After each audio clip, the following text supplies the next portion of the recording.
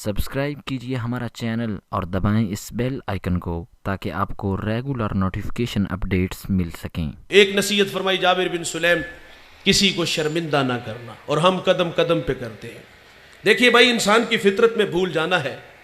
मरने वाला मरने से पहले रुजू ले आए, किए हुए गुनाहों पर शर्मसार हो, हिजरत करके पलट आए। ये वादा है अल्लाह का कि मैं उसके गुनाह को लोहे महफूज से मिटा देता हूँ।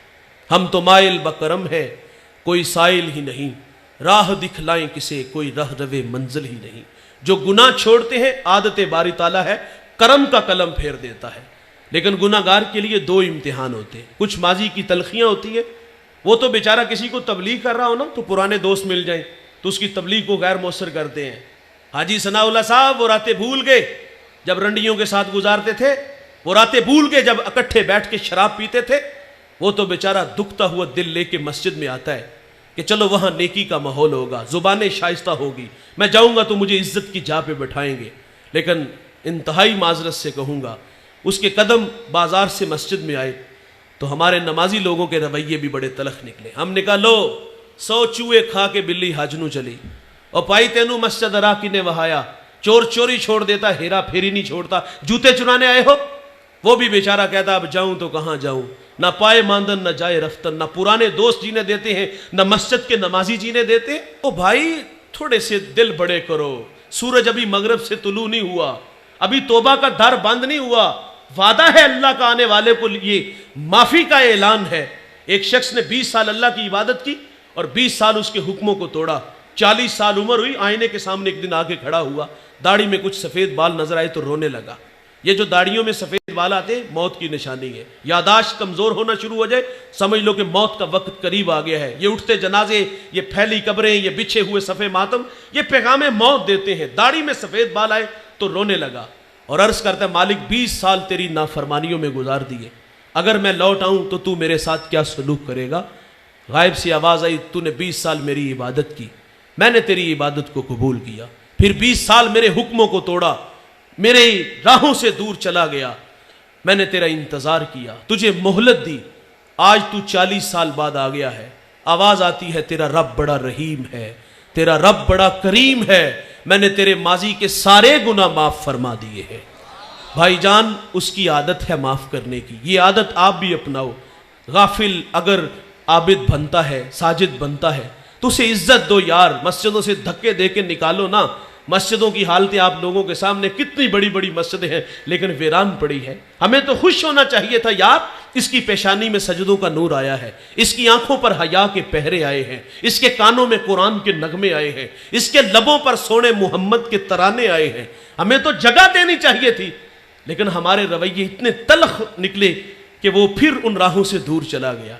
किसी को शर्मिंदा ना करो। मैं आपको मस्जिद से घरों का माहौल बताता हूं। हमारे घरों का माहौल भी बड़ा तलख है और वहां भी शर्मिंदगी का जो माहौल है मैं आप लोगों के सामने रखता हूं। और बिलखुसूस ये जो ससुराल का माशरा है, यकीन मानो ये तो इंतहाई जालिम माशरा है। मैंने कैम्ब्रिज यूनिवर्सिटी की एक रिसर्च पढ़ी है, वो कहते 60% बच्चियां ससुराली रवैयों की वजह से दुखी है। बहू से चीनी का कप टूट जाए ना तो सास कहती घर से लाई होती तो तुझे कदर होती, जो मां ने दिए हैं वो इस्तेमाल करो।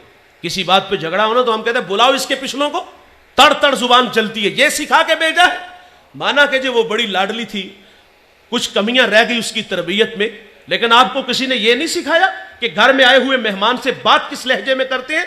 मेरे नबी फरमाते हैं तुम्हारे 3 बाप है, एक जिसने तुझे तालीम दी, एक जिसने जन्म दिया और तीसरा जिसने तुझे बेटी दी। उस बाप की भी कदर किया करो। तड़ तड़ हमारी जुबानें चलती हैं और आखिर पे वो हाथ जोड़ के कहते चलो जी एक दफा माफ कर दो। अपनी पगड़ियां उतार के कदमों में रखते हैं, बूढ़ी मां दुपट्टा रख देती है और फिर वो रौनक भरा लहजा सामने आता है, ये आखिरी बार है, आइंदा हुआ तो इसको अपने घर में रखना। और फिर वो बूढ़े अपनी बेटी के आगे भी हाथ जोड़ते हैं। बेटे सुर्ख जोड़ा पहन के आई थी, सफेद पहन के कब्रों में चली जाना। वो बेटी भी कहती ये कैसे माँ बाप है, पहले मैं रुसवा हुई फिर मेरे सामने इन्हें रुसवा किया गया। कभी तो मैं घर की रौनक थी, जिगर का टुकड़ा था, क्या ये मुझे 2 वक्त का खाना नहीं दे सकते, रहने के लिए एक चारपाई बिस्तर नहीं दे सकते। वो बेटी को समझाते हैं बेटे तलाक याफ्ता बेटी को हमारा माशरा कबूल नहीं करता। हम कहते हैं जरूर इसमें कोई ना कोई गलती होगी। और कभी उस कमीने से भी पूछा जिसने तलाक दी है, لوگ ہمارے پاس مسائل لے کے آتے ہیں، کوئی اتنی بڑی بات نہیں ہوتی، چھوٹی چھوٹی باتوں پہ طلاق دی جا رہی ہے، اور پھر بوڑھے ماں باپ یہ بھی کہتے بیٹی اگر تو طلاق لے کے آ گئی نا تو تیری 2 چھوٹی بہنیں ابھی گھر میں بیٹھی ہیں، ان کا رشتہ کون لے گا؟ اور کچھ بیٹیاں ایسی بھی دکھی ہیں میرے بھائی جن کے بھائی شرابی ہیں، کچھ بیٹیاں ایسی جن کا باپ شرابی ہے، ساری زندگی شرابی کی بیٹی کہلاتی ہے، ساری زندگی شرابی کی بہن کہلاتی ہے۔ میں ہاتھ جوڑ کے اس مجمع میں اگر کوئی بھائی شرابی ہے تو ہاتھ جوڑ کے کہوں گا اپنی بہن کے حال پہ رحم کرو۔ اس مجمع میں اگر کوئی باپ شرابی ہے تو ہاتھ جوڑ کے کہوں گا خدا کے لیے اس بری عادت کو چھوڑ دو۔ وہ تو پہلے ہی بڑی دکھی ہیں لیکن ہمارے رویوں کی وجہ سے انہیں ساری زندگی تانے سہنے پڑتے ہیں۔ اور کچھ بیٹیاں ایسی جن کے ہاں اولاد نہیں ہوتی، ہم کہتے بیٹے اس کو طلاق دو، تیرے لیے لڑکیوں کی کوئی کمی نہیں ہے، اور یہ کوئی گڈی گڈے کا کھیل ہے بھائی، یہ ٹشو ہے جسے یوز کیا اور پھینک دیا۔ ہمارے گھروں میں بیٹیاں نہیں ہیں، یہ آزمائش ہماری بیٹی پہ بھی تو آ سکتی ہے، اور اگر صرف بیٹیاں ہونا تو ہم پھر بھی نہیں جینے دیتے۔ اللہ نے مجھے بیٹی دی، میں نے اللہ سے مانگ کے لی۔ ساتھ والے کمرے سے رونے کی آواز آئی تو میں نے اپنی ساسو ماں سے عرض کیا کہ دیکھیں خیریت ہے، ماں چل بسی یا بچے کو کچھ ہوا؟ وہ 2 لمحوں کے بعد واپس آئی تو آگے بتا دیجیے 4تھی بیٹی ہوئی ہے۔ او کیوں تقدیر سے الجھتے ہو یار، ہم تو ایک انگلی بھی نہیں بنا سکتے، وہ مالک ہے کسی کو دے یا نہ دے، بیٹیاں دے بیٹے دے یہ اس کی مرضی ہے، بیٹیاں ہو تو پھر بھی نہیں جینے دیتے۔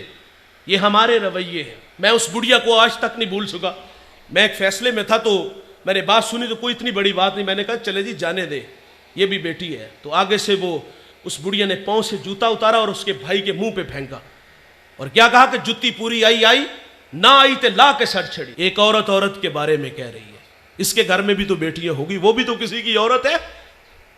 میرے ایک کریم آقا کی خدمت میں سیدہ فاطمہ حاضر ہوئی، عرض کرتی ابا جان، امی کہتی وہی کے وقت جو چادر آپ کے کندھوں پہ ہوتی تھی وہ مجھے عطا فرما دے۔ حضور فرما دے فاطمہ اپنی والدہ سے پوچھو چادر کرنی کیا ہے، اور حضور بھی پیچھے پیچھے تشریف لے آئے۔ حضور فرما دے خدیجہ چادر کیا کرنی ہے، عرض کی اس کو بطور برکت کے لیے کفن کے لیے ساتھ لے جانا چاہتی ہوں۔ تو حضور فرماتے آپ مجھ سے چادر مانگ رہی ہو، اگر میرے جسم کی جلد بھی مانگتی تو میں محمد تمہیں وہ بھی اتار کے دے دیتا۔ حضور عورت کو عزت دے رہے ہیں اور ہم کہتے ہیں یہ پاؤں کا جوتا ہے۔ سیدہ عائشہ پانی نوش فرما رہی ہیں، حضور فرماتے اس میں کچھ بچا لینا۔ سنیے بھائی جان، کہا اس میں سے کچھ بچا لینا، بچا لیا گیا۔ اور حضور سیدہ سے فرماتے کہاں لب رکھ کے پانی پیا، عرض کی حضور یہاں لب رکھے، تو میرے نبی وہیں ہونٹ رکھ کے پانی پیتے ہیں۔ اور حضور عورت کو عزت دے رہے ہیں، ہم پاؤں کا جوتا کہہ رہے ہیں۔ ایک بات یاد رکھیے گا جوانوں، جب تک میاں بیوی اور تیسرا اللہ ہوتا ہے گھر برباد نہیں ہوتے۔ ہماری زندگی میں جب کوئی چوتھا بندہ آتا ہے تو گھر برباد ہو جاتا ہے۔ مجھے ایک صاحب کہتا ہے جی میرا فیصلہ میرے بہنوئی اور بڑی ہمشیرہ کریں گی۔ میں نے کہا وہ ماں کا روپ ہے، لیکن آپ سے میرا ایک سوال ہے کہ آپ کے منہ میں دودھ کے دانت ہے یا یار ابھی تک فیڈر پیتے ہو؟ اور فیصلہ کرنے کی بھی طاقت ہم نہیں رکھتے؟ اور یار ہم کیوں اپنے کمرے کی آواز کو باہر نکالتے ہیں؟ میرے نبی فرماتے تمہیں عورت کی اگر کچھ باتیں اچھی نہیں لگتی، کچھ اچھی ہیں، وہ دیکھ کر کے درگزر کر دیا کرو، لیکن ہم کٹہرے میں کھڑا کر کے رسوا کرتے ہیں۔ اپنے مزاج میں تھوڑی سی نرمی پیدا کرو۔ کسی نے حکیم لقمان سے کہا تھا کہ آپ نے لوگوں کا علاج کیا، شفا کیسے ملی؟ کہا میرے پاس 2 گڑیاں تھیں جس سے لوگوں کو فرق بڑا پڑا۔ کہا کون کون سی؟ کہا ایک محبت اور دوسری عزت۔ کسی نے کہا اگر فرق نہ پڑے تو فرمایا مقدار بڑھا دیا کرو۔ یار آپ بھی تھوڑی سی مقدار بڑھا دو، یہ رونق یہ تکبر چھوڑ دو یار۔ تو فرمایا کسی کو شرمندہ نہ کرنا۔ آخری بات گفتگو سمیٹ لیتا ہوں، یہ اتنی بڑی بات ہے، ہمیں راستہ مل سکتا ہے اس بات سے، بہت کچھ سیکھنے کو مل سکتا ہے۔ رسول اللہ صلی اللہ علیہ وسلم کی اقتداء میں صحابہ نماز کے لیے کھڑے ہیں، ایک صحابی کی ہوا خارج ہو گئی، وہ اٹھ کے وضو خانے جانے لگے۔ ظاہر ہے اٹھتے تو صبح کی شرمندگی محسوس کرتے، ابھی اٹھنے ہی لگے تھے کہ حضرت عبداللہ ابن عباس رضی اللہ تعالیٰ عنہ عرض کرتے ہیں آقا اگر اجازت ہو تو ہم سب جا کے وضو بنائیں۔ اب کیا خبر کہ کس کی ہوا خارج ہوئی ہے، شرمندہ ہی نہیں ہونے دیا۔ کائنات کے معتبر لوگ، عزت کے لوگ وہ لائق وہ ہے جوانوں جن کے پاس اچھے اخلاق ہے۔